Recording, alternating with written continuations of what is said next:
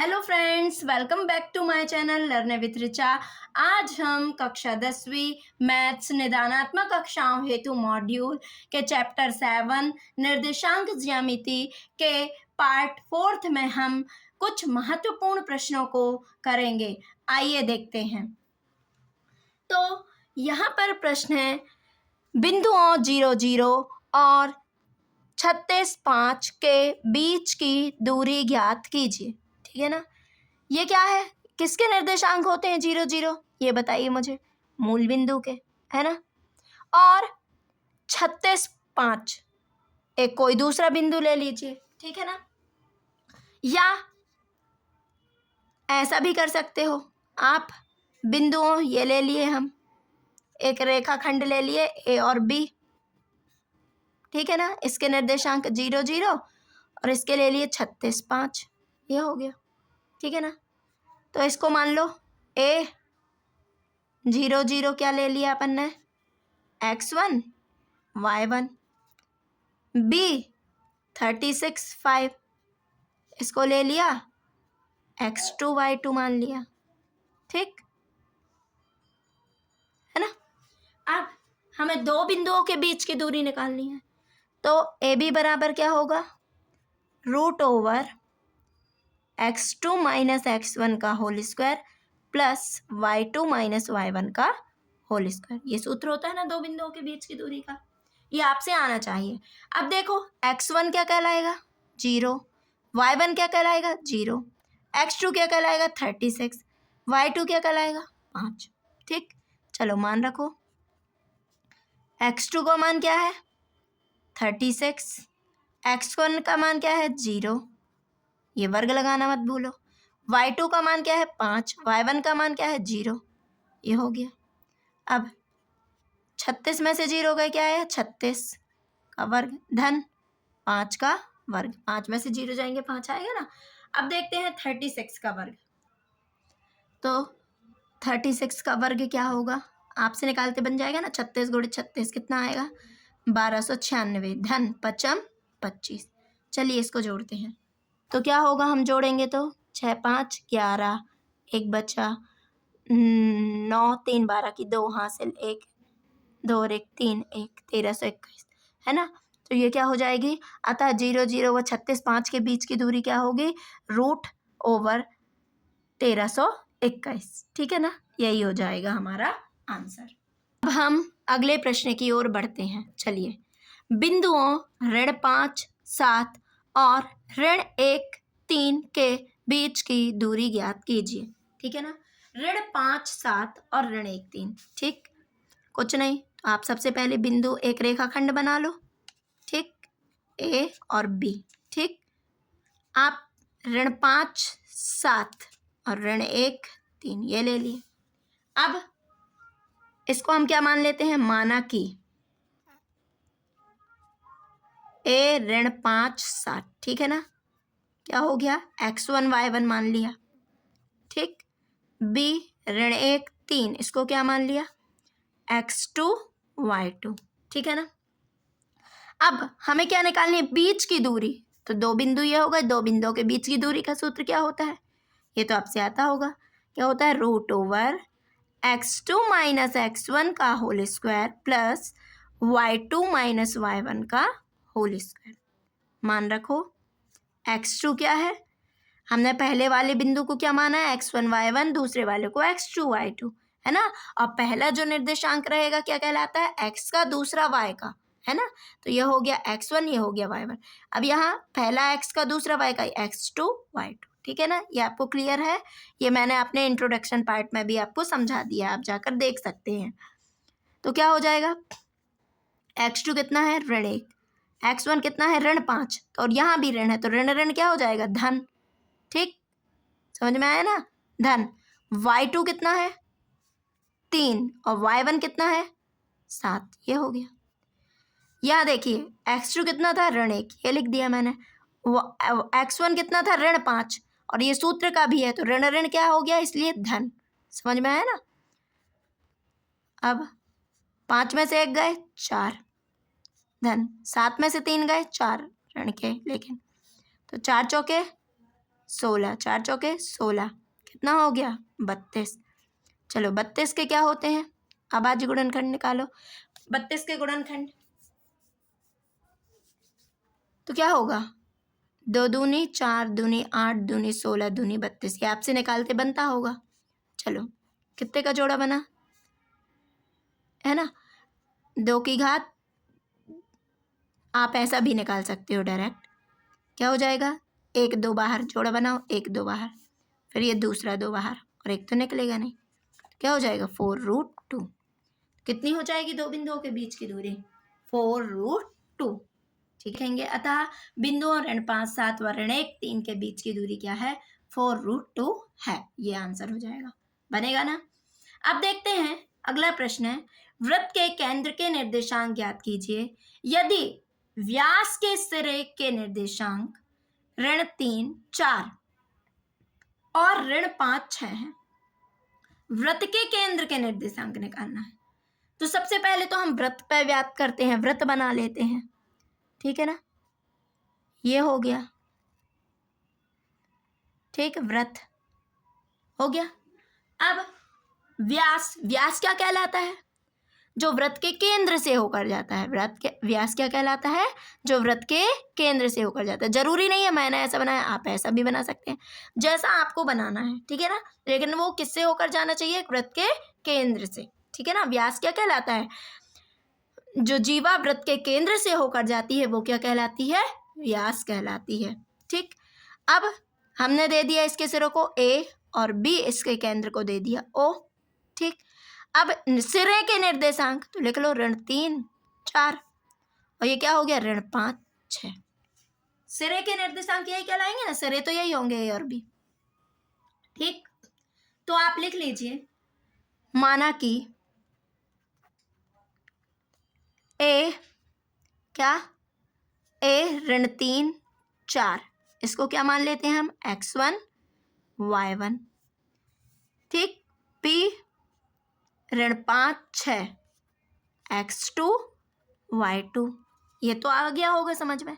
क्या निकालना है, केंद्र के निर्देशांक, केंद्र क्या कहलाएगा, मध्य बिंदु कहलाएगा ना।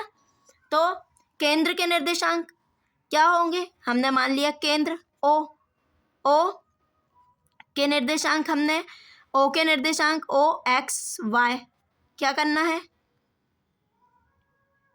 ज्ञात करना है, क्या करना है, ज्ञात करना है ना, ओ एक्स वाई हमें क्या करना है, ज्ञात करना है। ठीक है, तो मध्य बिंदु के निर्देशांक क्या होते हैं, x बराबर x1 प्लस x2 अपॉन 2, ठीक है ना, x1 प्लस x2 अपॉन 2, मध्य बिंदु का सूत्र ये होता है ना। अब x1 क्या है, ऋण 3, x2 क्या है, x1 ऋण 3 और x2 कितना है, ऋण 5, ठीक है ना। कोष्टक लगा दो जिसमें हम गलती ना करें, बटे 2, क्या हो जाएगा x बराबर ऋण 3 ऋण धन ऋण 5 बटे 2, 5 3 8, ऋण 8 बटे 2, 2 एकम 2 2 चौके 8, कितना हो गया ऋण 4, x बराबर क्या हो गया ऋण 4। ठीक, अब यहाँ कर देती हूँ, ठीक है ना। अब y निकालना है ना अपन को, केंद्र के निर्देशांक ज्ञात करने हैं, तो y बराबर क्या हो जाएगा, y1 plus y2 upon 2। y1 कितना है, देखो 6 और y2 4 बटे 2, तो 6 4 10, 10 बटे 2, 2 एकम 2 2 पंचे 10, तो क्या हो जाएगा y बराबर 5। क्या है, एक्स वाई निकालने थे ना, तो x क्या हो गया ऋण 4 और y क्या हो गया 5, तो लिखोगी अतः वृत्त के केंद्र के निर्देशांक ऋण 4 5 है, पहले x आता है फिर y आता है ना, तो ऋण 4 5 है। ठीक है, आपको समझ में आ गया है। अब आगे बढ़ते हैं, ये मैंने यहाँ पर क्या लिख दिया है, y1 की जगह क्या लिख दिया है 6, तो y1 कितना है अपना 4 है ना, तो आप ये ध्यान दीजिएगा यहाँ 4 और 6, ठीक, वैसे कोई अंतर आ नहीं रहा है। ठीक है, y1 का मान कितना है 4 और y2 का मान कितना है 6। ज्ञात कीजिए जहाँ ए बी वृत्त का व्यास है जिसका केंद्र 2 ऋण 3 तथा बी के निर्देशांक 1 4 है। ये भी वैसे ही प्रश्न है, आइए देखते हैं। तो क्या है, बिंदु एक वृत्त का व्यास क्या है, ए बी है। व्यास क्या कहलाता है, वो ऐसी जीवा जो वृत्त के केंद्र से होकर जाती है। यह हो गया व्यास, जिसका केंद्र क्या है, 2 ऋण 3, बी के निर्देशांक क्या दिए हुए, 1 4, और ए के हमको निकालना है, ए के क्या करना है, ज्ञात करना है।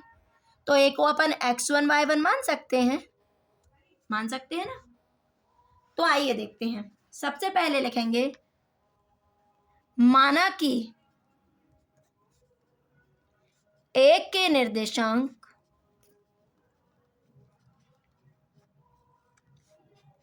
x1 y1 है। ए के निर्देशांक क्या है, x1 y1 है, ठीक है ना। ए के निर्देशांक x1 y1 है, ठीक है ना। अब हम क्या मान लिए, ए x1 y1 क्या करना है, ज्ञात करना है। केंद्र के निर्देशांक, तो ओ केंद्र क्या रहेगा, एक्स वाई कितना है, 2 ऋण 3, और बी x2 y2 मान लें, इसको कितना दिया है, 1 4। यह हो गया x1 y1, यह हो गया x2 y2, मध्य बिंदु एक्स वाई, ठीक। अब मध्य बिंदु के सूत्र क्या होते हैं, x बराबर x1 प्लस x2 अपॉन 2। तो x1 क्या है, नहीं पता, x2 कितना है, 1/2, और x कितना है, 2, ठीक। अब क्रॉस मल्टीप्लाई करेंगे, तिर्यक गुणा, 2 दूनी 4, x1 धन 1, 4 ऋण 1 बराबर x1, 4 में से 1 गए 3, x1 कितना आ गया, 3, या x1 बराबर 3, ऐसा भी लिख सकते हैं। अब y बराबर क्या हो जाएगा, y का भी निकालना है, y1 प्लस y2 अपॉन 2। तो y का मान कितना है, ऋण 3, y का मान कितना है, ऋण 3, ठीक। y1 नहीं पता, y2 4 अपॉन 2, 3 दूनी 6 ऋण 6, y1 प्लस 4, इस साइड ले आओ इसको, ऋण 6 ऋण 4 इक्वल टू y1, तो 6 4 10, क्या जाएगा, ऋण 10 बराबर y1, या y1 बराबर ऋण 10। तो क्या हो गए, ए के निर्देशांक क्या हो जाएंगे, 3 ऋण 10, है ना। तो ए के निर्देशांक क्या होंगे, अतः ए के निर्देशांक 3 ऋण 10 हैं। एक्स वाई में एक संबंध ज्ञात कीजिए ताकि बिंदु एक्स वाई बिंदुओं 3 6 और ऋण 3 4 से समदूरस्थ हो। तो क्या होगा, बिंदुओं 3 6, बिंदुओं तो ये 2 बिंदु हैं 3 6, और ऋण 3 4 से समदूरस्थ कौन हो, एक्स वाई। कैसे हो ये, समदूरस्थ हो। तो हमने इनको मान लिया ए और बी, और हमने ये देखा कि बिंदु जो ए और बी हैं बिंदु ओ से क्या करना है, हमको समदूरस्थ है, तो हमें इनमें क्या करना है, संबंध स्थापित करना है, ठीक। तो समदूरस्थ मतलब बराबर दूरी पर है, मतलब ए ओ बराबर क्या होना चाहिए, बी ओ, बराबर दूरी होनी चाहिए इनके बीच। तो लिखेंगे माना कि क्या है, बंद कर, कि ए बी एक रेखाखंड है, ठीक है ना। माना कि ए बी एक रेखाखंड है जो माना कि ए बी एक रेखाखंड है जिसमें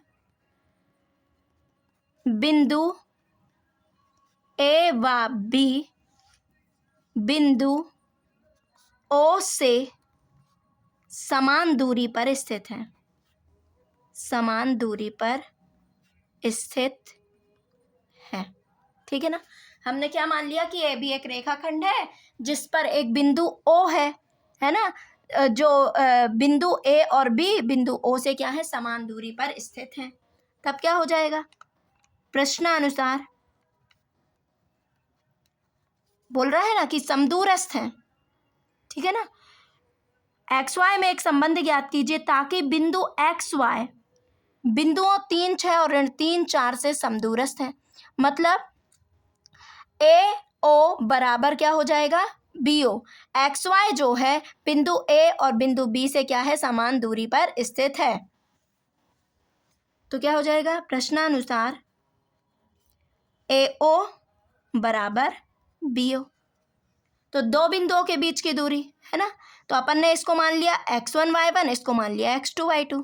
तो अपन क्या कर लेते हैं, रूट ओवर क्या हो जाएगा, 3 ऋण x का होल स्क्वायर। इन दोनों बिंदुओं के बीच की दूरी निकालनी है ना, तो 3 ऋण x का होल स्क्वायर धन 6 ऋण y का होल स्क्वायर बराबर बी ओ क्या हो जाएगा, बी ओ। तो इसमें भी देख लो, x और ऋण सूत्र का भी रहता है और ये ऋण, तो ऋण ऋण धन x धन 3 का वर्ग धन y ऋण 4 का होल स्क्वायर। ठीक है, समझ में आया ना। दो बिंदुओं के बीच की दूरी क्या होती है, x2 माइनस x1 का whole square plus y2 minus y1 का होल स्क्वायर। ठीक, अब क्या हो जाएगा, यहाँ पर क्या लग रहा है सूत्र, a माइनस बी का होल स्क्वायर, तो a का वर्ग 3 त्रिका 9 धन एक्स स्क्वायर ऋण 2 तिया 6 x धन 6 36 धन y का वर्ग 6 दूनी 12 ऋण 12 y बराबर रूट ओवर, यहाँ क्या हो जाएगा, एक्स स्क्वायर ए धन बी का वर्ग एक्स स्क्वायर धन 3 त्रिका 9 धन 2ab 3 दूनी 6x धन y स्क्वायर 4 चौके 16 4 दूनी 8 ऋण 8y। आप यहाँ सर्व समीकरण लगा लीजिए, ए धन बी का होल स्क्वायर और ए ऋण बी का होल स्क्वायर। अब क्या हो जाएगा, x square plus Y square minus 6x minus 12y और 36 और 9 कितना हो जाएगा, 40 5 45, ये हो गया। अब x square plus Y square plus 6x minus 8y और 16 9 क्या हो जाएगा, 25। ठीक, अब समीकरण उपर्युक्त समीकरण के दोनों पक्षों का वर्ग करने पर लिख दीजिए उपर्युक्त यानी ऊपर दिए हुए उपर्युक्त समीकरण के दोनों पक्षों का, आप फर्स्ट में भी कर सकते हैं ना, पक्षों का वर्ग करने पर। ठीक, करिए, root over x square plus Y square minus 6x minus 12y plus 45 का होल स्क्वायर बराबर root over x square plus Y square plus 6x minus 8y plus 25 का होल स्क्वायर। तो जब होल स्क्वायर लगा दोनों में, तो ये रूट मतलब 1/2 घात और ये 2 ये क्या हो जाएंगी, कैंसिल हो जाएंगी, है ना।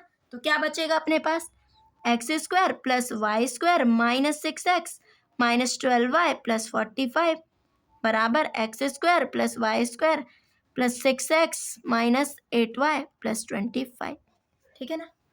तो क्या हो जाएगा, एक्स स्क्वायर से X square cancel, Y square से वाई स्क्वायर। ठीक, और कुछ हो रहा है क्या, नहीं। ठीक है ना।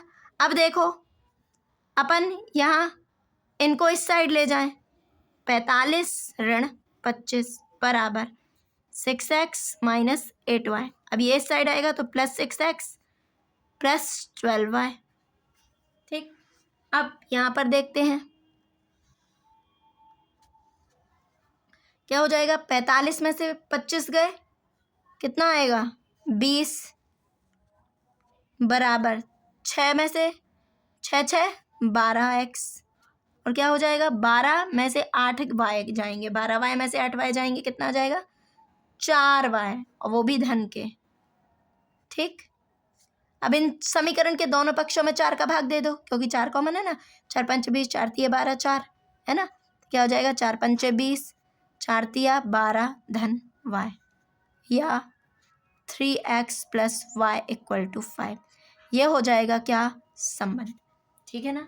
तो आपको यदि नहीं बन रहा है तो आप सीधे एक रेखाखंड खींचो। समदूर स्थान क्या होता है, मतलब ये जो बिंदु है, दिए हुए बिंदु एक्स वाई से क्या स्थित होंगे, समान दूरी पर। तो समान दूरी मतलब AO बराबर क्या, BO। ठीक है ना। तो अब हम दूरी के सूत्र से ही निकालेंगे, क्योंकि ये क्या है, दो बिंदुओं के बीच की दूरी। तो इनके बीच की दूरी और इनके बीच की दूरी क्या होना चाहिए, बराबर होनी चाहिए। अर्थात जब दिया है बराबर है तो इनके बीच में संबंध क्या है, 3x + y = 5। यदि आपको मेरे द्वारा पढ़ाए हुए समझ में आया है तो आप मेरे चैनल को ज़्यादा से ज़्यादा लाइक, शेयर एंड सब्सक्राइब कीजिए। Thank you for watching.